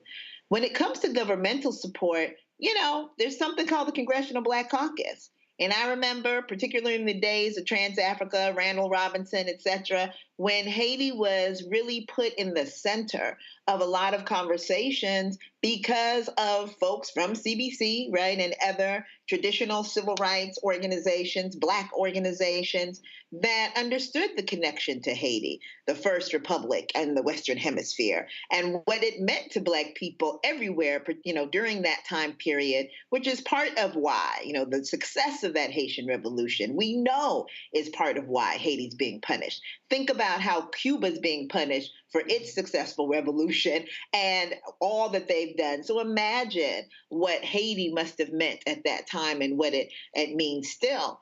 And we've got to remind the Congressional Black Caucus that Haiti is still important, not just in rhetoric, but actually moving to get some things done. I know that's harder to do as this new administration comes in. This is an administration that indicated that Haitians were eating cats and dogs. So clearly, they're not a friend of Haiti, right, or of Haitians.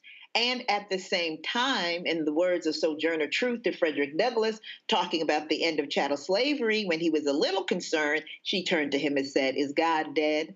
Right? Like, we have to still push forward.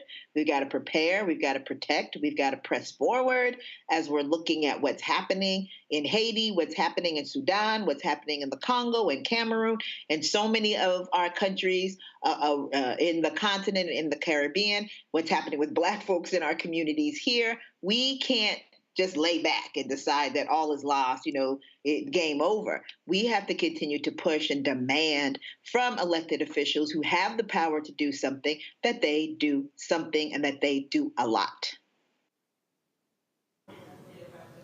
All right. Well, look, we certainly appreciate you joining us on the show, and we'll continue to keep our eyes on what's happening in Haiti. Thanks a lot. Thank you so very much. Appreciate it.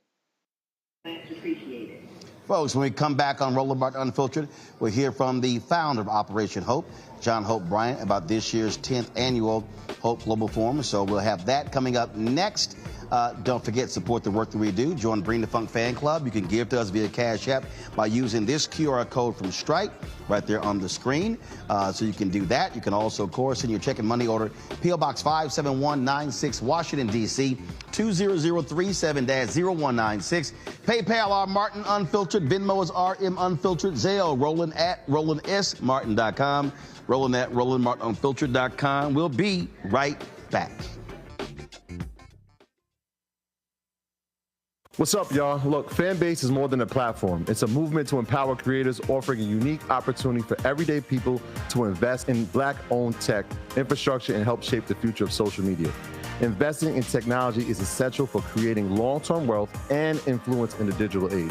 The Black community must not only consume tech, we must own it. Discover how equity crowdfunding can serve as a powerful tool for funding Black businesses, allowing entrepreneurs to raise capital directly through their community through the Jobs Act.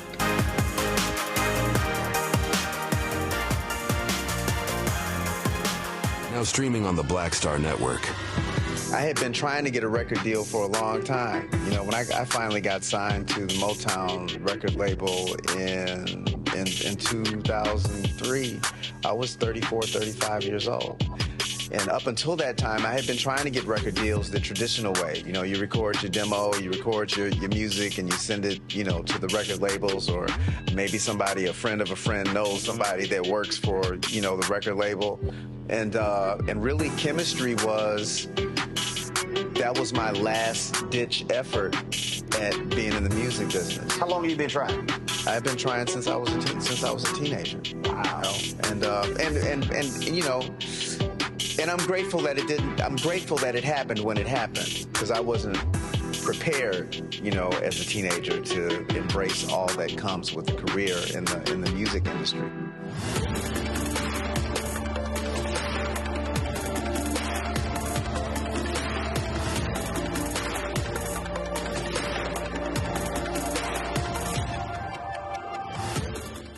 I'm Russell L. Honoré, Lieutenant General, United States Army, retired, and you're watching Roland Martin Unfiltered.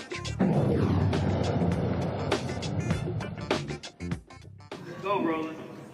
Folks, the man behind Operation Hope, John Hope Bryant, of course, had a chance to catch up with him. He, of course, leads this annual conference, the Hope Global Forums, and so here is our conversation. All right, John, 10th annual Hope Global Forum. Big difference between first year and this year? The big difference? We're no longer selling. I'm no longer trying to convince our people that capitalism can be a force for good for them. They're trying to figure out how much success they can achieve, how much capital they can access, trying to convince people that financial literacy is a serious issue or that free enterprise is an issue for them.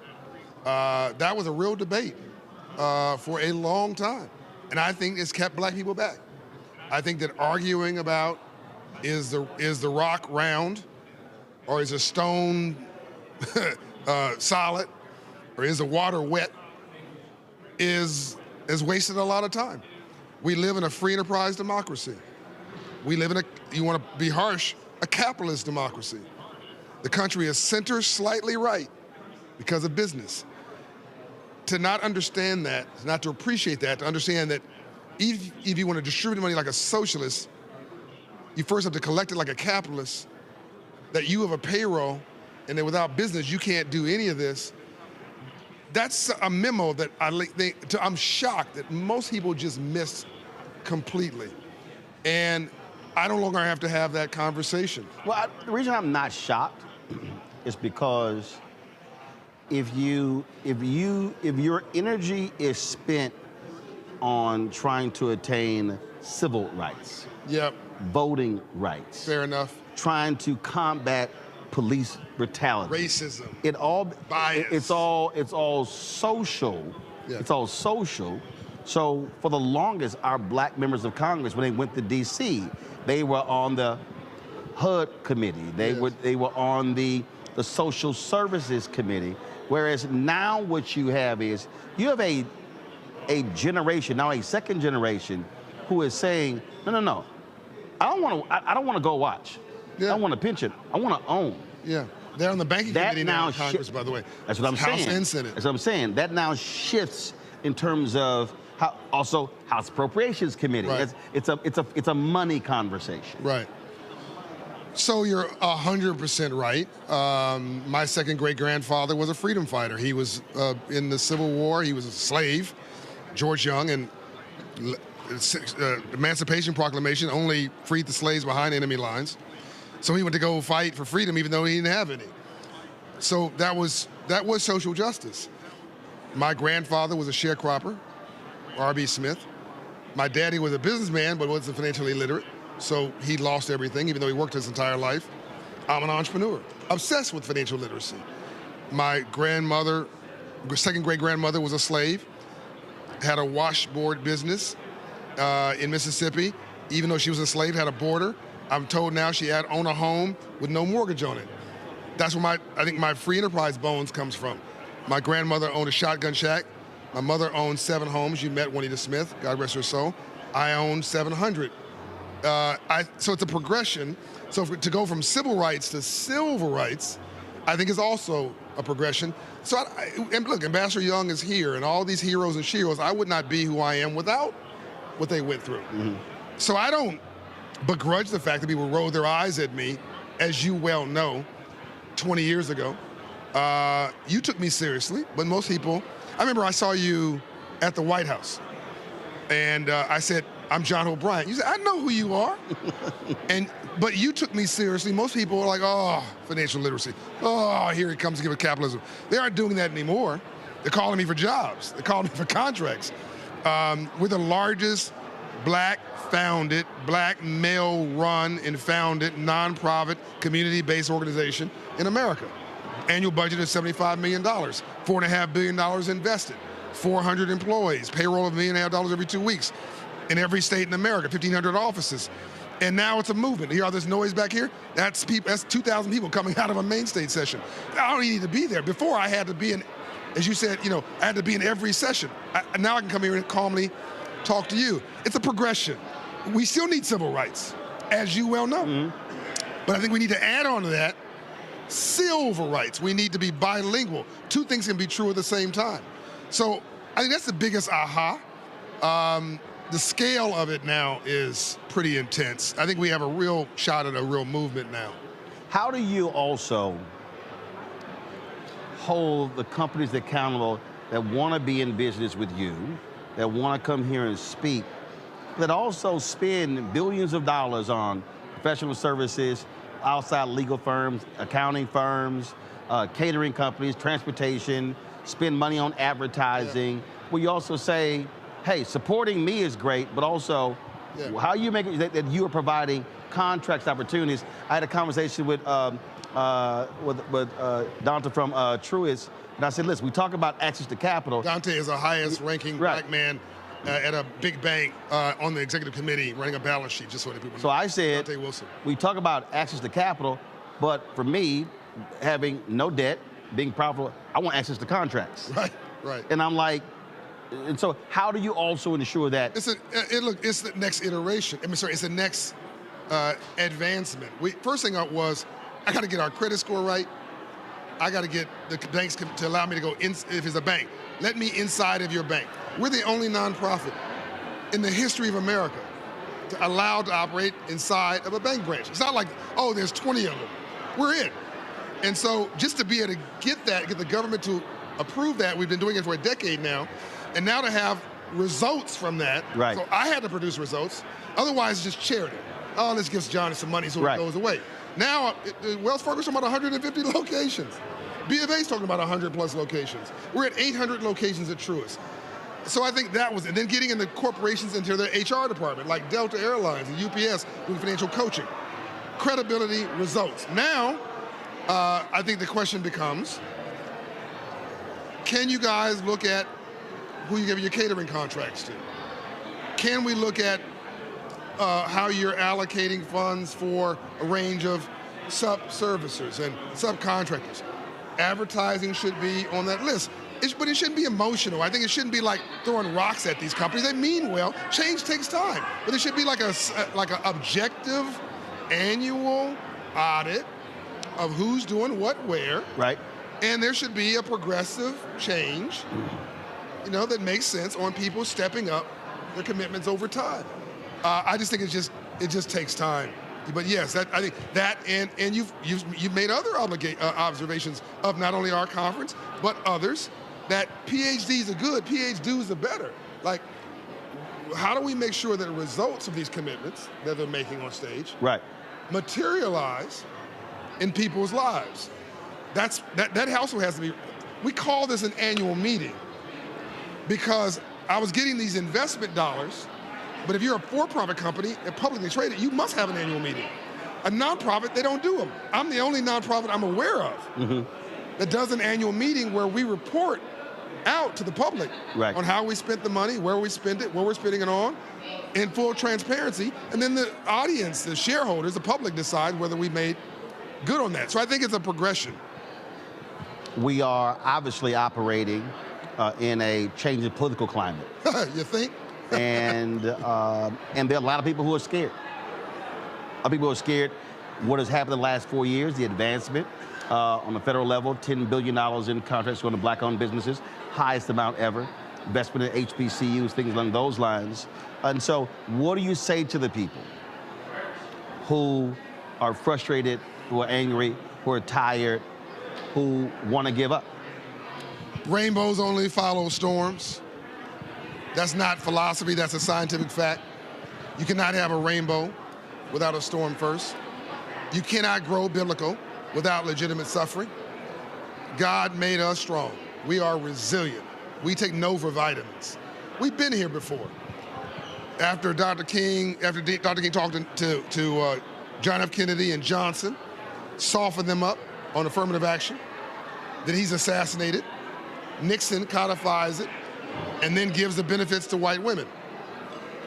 People don't know that, but the reason you see so many white women in positions of power, that started because black people teed up affirmative action, then didn't get benefits from it. In 1972, a woman couldn't get a bank account or a loan. So we actually helped them to get to the executive First of all, Title IX, everybody thinks about sports, Title IX doesn't exist without the 1964 Civil Rights Act. So we've had pushbacks after the first Reconstruction.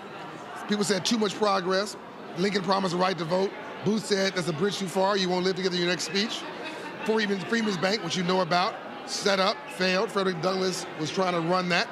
Then you have a pushback on Reconstruction, destroy that for 100 years. Here comes Dr. King, they assassinate him, same month as Lincoln gets assassinated. Then you have Obama, which I think created a response to that. Now you have Biden, is a response to that. You had, let's give credit, George Floyd. That was a huge movement of social justice. I think some people didn't like that, too much progress for some. A whole lot. So I'm being kind. You're being real kind. You identified in your book. Yep. You do a great job. Which is a great book. Everybody should get it.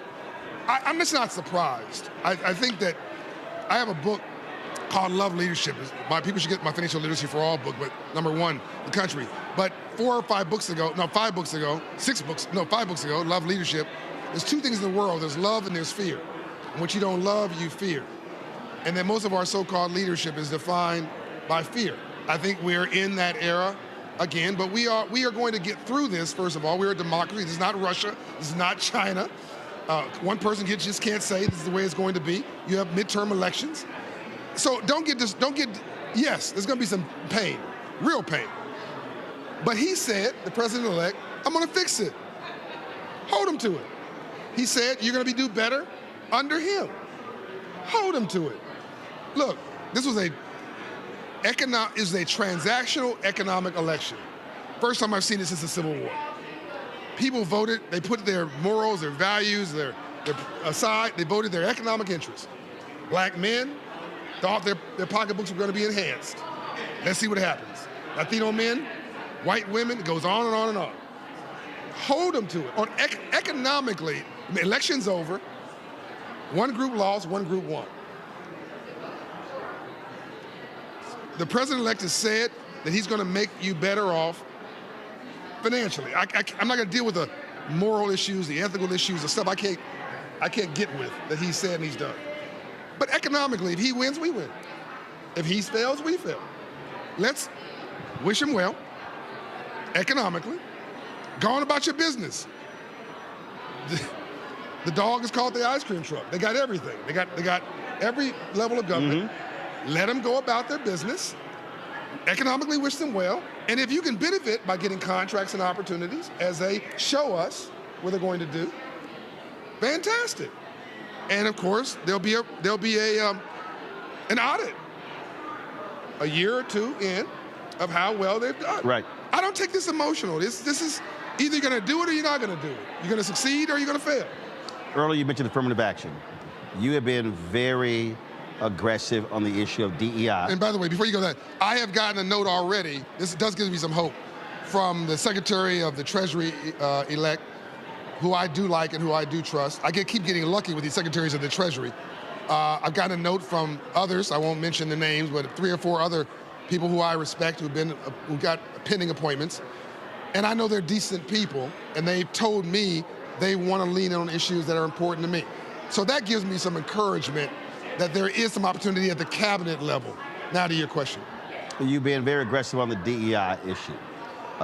You debated, you spoke at 100 Black Men, you debated Bill Ackman at a private event, sufficiently educated him. You said it, I didn't. Well, you said in the speech that you did, but I ain't gonna play the video back. But it was so the reason Roland and I going back and forth, this is a private meeting at the Milken Conference. I can't say what happened in the meeting, but I will say that one group had receipts and another group sort of didn't have them. And one group was emotional and one group wasn't. It'll shock you which group was which. And at a certain point, I think there was a pivot of, the games were sort of over, the political games, and it became obvious that I like math because it doesn't have an opinion, and there was it became so obvious to me that God has a sense of humor, the demographics are destiny, and you don't have to get emotional about this stuff and get all worked up. Like, it's hard to argue raw facts. I think that's so. I'm addressing the Bill Ackman meeting as best I can, but also pivoting to what you're now saying is now Fortune magazine just recently published a piece. Time magazine's published several pieces. I've written this last piece in Fortune. The tagline they pulled out 4 weeks ago was, I think, not enough white men. Right. Some of my friends were like, "What is John saying?" You like numbers or numbers? That part. Like, okay, so the president's cabinet is almost entirely white men. Yes. By the way, the only brother that was in charge of HUD. Right. So typical. Yeah. Who played football? But anyway. God bless him. We need HUD. And white men seem to be uncomfortable with DE&I. A lot. So what I've said is, I want every successful white man to be as successful. I'm gonna go further. I want every white man to be as successful as he can. But there literally, mathematically, are not enough white men to drive GDP, gross domestic product, for 20 or 30 years. It's mathematically impossible. We'll be speaking Mandarin in 20 years. We'll be speaking Russian. Like, the only way this economy continues to be the leader in the free world, and we continue to be the superpower in the free world, God has a sense of humor, is if black and brown people and women participate in the growth of the economy. That's essentially my point. You can read my business plan for America. Roland's nosy, he's already read it 4 times. You can download it. You can read what I've written on this topic. Look, DE&I is dead. Yes, I said it. It's been politicized, it's been marginalized, it's been weaponized, and it's not worth fighting for. It's an initial, right? What you want is inclusive economics, the contracts, internship. John Rogers jobs, said not supply diversity, business diversity. That part, access to capital. Tony Rester was here. He said civil rights today is access to capital, access to contracts, opportunities, low interest rates at scale. The color is green. Not black or white or red or blue. It's green. So when you're being run out of town, get in front of the crowd and make like a parade. I dare anybody to argue with the data. Diverse companies are most profitable. Mm-hmm. That's not a civil rights group saying it. It's McKinsey & Company. Right. Whether it's private equity or not. Yeah. The most profitable, the wealthiest geographies, like the one we're in, are the most diverse. The most diverse places in the U.S. are California and New York. The biggest economies in the U.S., California and New York. The biggest economy in the Judicial South is Atlanta, Georgia. The most diverse place in the Judicial South is Atlanta, Georgia. It's bigger than the 6 states around it economically together. You can't make this up. Right. It's the 10th largest economy in the U.S., Atlanta, Georgia, $40, $50 billion. I think we're having the wrong argument. No, I think we're arguing. That's the problem. Don't get emotional. Don't be depressed. Understand that God has a sense of humor. Demographics are destiny. They cannot succeed without a racist needs black people to succeed. A racist. That's called American history. Hello. Because GDP grows, if black people succeed, GDP rises, and he benefits or she benefits also. Right. So to argue with a fool proves there are two. Not one ounce of my self-esteem depends on somebody else's acceptance of me. You've got that. You're reasonably comfortable in your own skin. And money is freedom. You can sit here and have whatever show you want and produce whatever topic you want because you're independent. You have independent wealth and opportunity. We need more of that. And there we go. You got to go. I got to go. They've been giving me the hook. I'm like, he talking. Can't blame it on me. Well, I just asked 3 questions. Roland's show is very important, and we get millions and millions of views on the Hope Global Forum every year, in part because Roland Martin and the Black Star Network is here. We have CNBC. We've got Bloomberg. We've got all the major networks are here, and we're thankful for that. The newspapers are here. We're thankful for that. Bloggers are here. But consistently, the biggest numbers post-forum, we have 5,000 delegates here, biggest in the country. I'm actually told in the world, the Davos for the underserved at this point. But the number one number that I'm told from Kevin Boucher, my head of strategy, post-forum with legs on it, are your continuing streaming of our work. So I thank you for that. Appreciate it. You guys need to become members of Roland Martin Unfiltered and the Black Star Network. Help those that help you. That's it. Could have said it better myself. Appreciate it. Always glad to be here.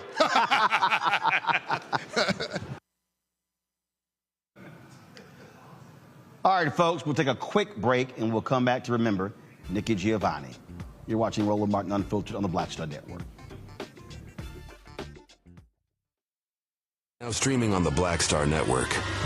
I had been trying to get a record deal for a long time. You know, when I finally got signed to the Motown record label in 2003, I was 34, 35 years old.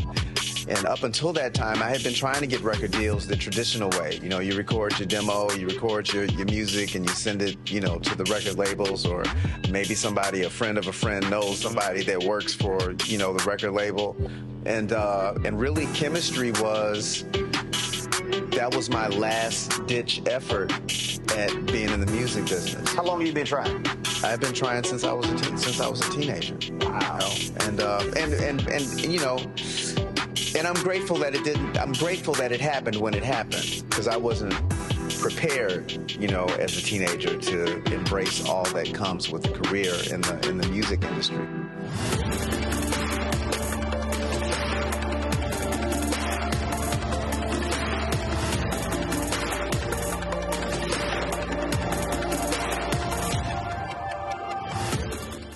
What's up, y'all? Look, Fanbase is more than a platform. It's a movement to empower creators, offering a unique opportunity for everyday people to invest in Black-owned tech, infrastructure, and help shape the future of social media.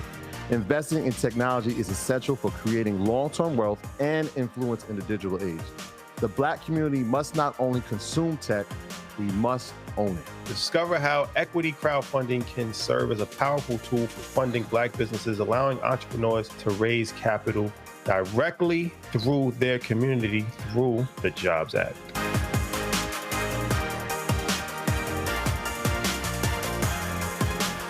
This is Tamala Mann. And this is David Mann. And you're watching Roland Martin Unfiltered.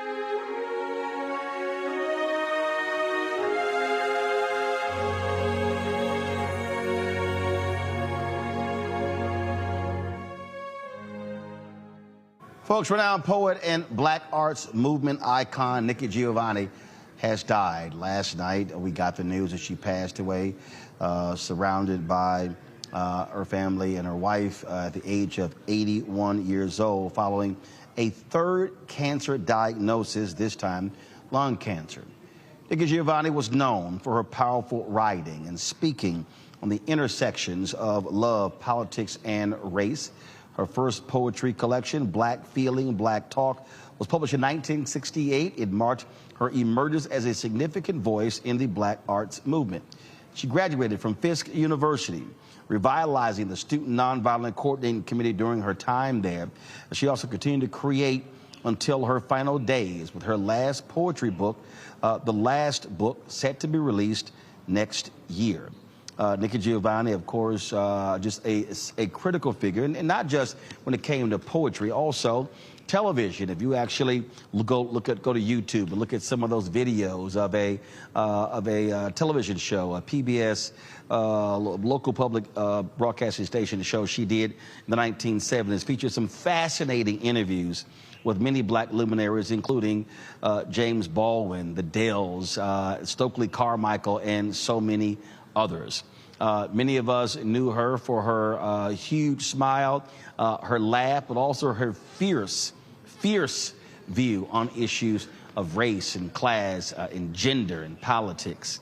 4 years ago, I had an opportunity to interview Nikki Giovanni in our first Black Star Network studios, and we're going to be paying a bigger tribute to her on our show on Thursday. Tomorrow, I'm actually out speaking in Detroit, and so we wanted to really give her a proper homegoing. And so we'll do that on Thursday, and we'll re-air that interview I did with her. But I do want to go to our panel here and get their thoughts and reflections on Nikki Giovanni. I'll start with you, Randy. Nikki was, as she wanted to be called, Nikki was and will continue to be an inspiration to me. Of course, I was an English major undergrad, and so she was just a part of my life. But also what I admire about her so much is that she was a truth teller. You had so few people who would speak the truth about being a woman and about being Black in the way that she did. And when someone puts words to your life, whether it be the happy times or the painful times, it provides you with a level of validation.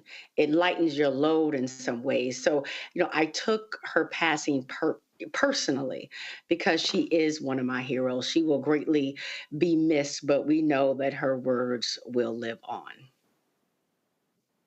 At the control room, y'all had that was, of course, she was also a member of Delta Sigma Theta. And there was a video that was posted yesterday of her sorority sisters surrounding her singing the sorority song. If y'all don't have that, let's go ahead and play it.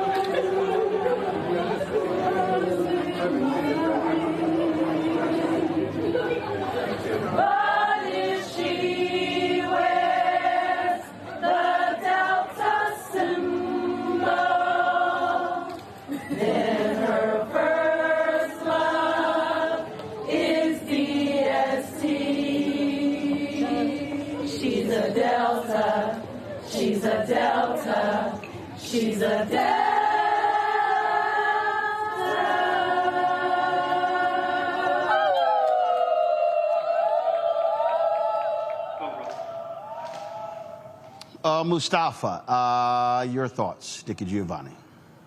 I mean, Nikki inspired me. She saved me so many times, and I'll always be grateful to her. When I got the message that she had passed, I sat down and I began to write. That's what we do. And I wrote an ode to Nikki Giovanni, and I'll just go over a couple quick lines with you. It begins with, breathe. That's the first lesson you laced into us. A map of lungs expanding into galaxies. A language of air and survival. The subtle art of holding it when the world clenches its fist or blows its words in harshly. You taught me to inhale rebellion, exhale poetry, every line a hymn, every word a blade. To believe, you whispered it like gospel. A chorus riding on Black tongues, breaking chains, syllable by syllable. You showed us how to cup dreams in our palms, even when they burned or bled. Belief is heavier than despair, you said, but it's the only thing worth carrying. And I'll just stop there because, she was not just a transformational figure. Whether we talk about Baldwin or Sonia Sanchez or all these great folks, Langston Hughes, she was someone who was actually accessible. She was someone who you could touch. And the poetry that she created not only uplifted us, but told us that we had responsibility and that we did not have to bow down. So she will always be a part of my spirit, and I'll always do everything that I can to uplift her legacy. Joe. The princess of Black poetry, those of us that are/were writers. I thought I'd be a writer before I was actually a lawyer. I was a published poet by 11th grade, and our 6th grade teacher, Miss Bird, would tell us about the great Black figures in all areas, and of course the writers. You're talking about the James Baldwins, the Langston Hugheses, and the Nikki Giovannis. She did it with both words and action. She spoke truth to power through her words, but it was with eloquence. It was with grace, and it was sharp, but it was what it needed to be always, and it never changed. And, her accessibility was, the point just made was incredible. I mean, she was another person that was involved in the civil rights movement that we could still touch and see and hear from and talk to. The work that she did with SNCC at Fisk University. And so, you're grateful that when they become ancestors, because there is so much to celebrate. But at the same time, this is another person from that movement and from that era who's now gone. But all of the work that she left behind, more than 24 books, and all of the things that she did that we can still see and hear and touch, give us the opportunity to follow her roadmap. So we thank her for all of her contributions, welcome her to the ancestors, and we'll make sure that generations to come continue to know who Nikki Giovanni is. So, folks, as I said on Thursday's show, we will pay tribute to Nikki Giovanni in a much more in-depth way. So look forward to that taking place on Thursday. Joe, Randy, Mustafa, so appreciate it. Thank you so very much. Hey, folks, thank you for all of you for watching. Tomorrow, you guys may have you should have the graphic there. I will be in Detroit speaking tomorrow night. Look forward to that.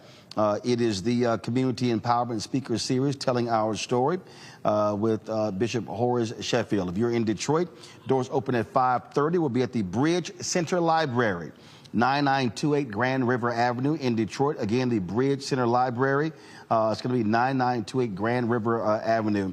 And RSVP is not required, but it is appreciated. So you can go to www.dabodetroitinc.com/speaker-series/. And so doors open at 5:30. We'll be speaking at 6:15. So looking forward to be in Detroit tomorrow, folks. Don't forget, first of all, then we thank all the folks here. Hope will form. Now, we'll be live streaming tomorrow's events as well. Of course, we streamed yesterday. We streamed today. Tomorrow is the final day, but I'll be on the road tomorrow morning. And so just simply go to our Black Start Network app or go to our YouTube channel as well. Don't forget, you want to support the work that we do. Join our Bring the Fuck fan club. The goal is to get, of course, 20,000 fans contributing on average $50 each a year. That's $4.19 a month, 13 cents a day. If you want to contribute via Cash App, simply use the Stripe QR code. And so you can see it right there on the screen. You can also see in checking money orders the P.O. Box 57196, Washington, D.C., 20037-0196. PayPal is R. Martin Unfiltered. Venmo is RM Unfiltered. Zelle, Roland at RolandSMartin.com. Roland at RolandMartinUnfiltered.com. Download the Black Start Network app, Apple phone, Android phone, Apple TV, Android TV, Roku, Amazon Fire TV, Xbox One, Samsung Smart TV. Be sure to get a copy of my book, White Fear, How the Browning of America is Making White Folks Lose Their Minds. Available at bookstores nationwide. You can also, of course, try them at Chapters, Barnes & Noble, Target, Books A Million. Download the audio version on Audible. Don't forget to get our Roland Martin Unfiltered merchandise. You can actually go to our website, go to blackstarnetwork.com, go to RolandMartinUnfiltered.com, or go directly to RolandMartin.creator-spring.com. And so you can get the merchandise there as well. And don't forget, support of Fanbase. Download the app. Also, if you want to get an equity stake in the company, you can invest. Isaac Hayes is continuing his $17 million raise. So far, $3.7 million has been raised. Thursday, we'll be live streaming his Investathon right here on the show. And so pull the graphic back up. If you want to invest, go to StartEngine.com/Fanbase. StartEngine.com/Fanbase to get more information. Folks, that's it. I'll see y'all. Of course, I'll be back in studio on Thursday, but we'll still be live tomorrow right here on Roland Martin Unfiltered. Y'all take care. Holla! Black Start Network is here. Oh, no punch! I'm real revolutionary right now. Thank you for being the voice of Black America. All momentum we have now, we have to keep this keep going. The video looks phenomenal. See, there's a difference between Black Star Network and Black-owned media and something like CNN. You can't be Black-owned media and be scared. It's time to be smart. Bring your eyeballs home. You dig?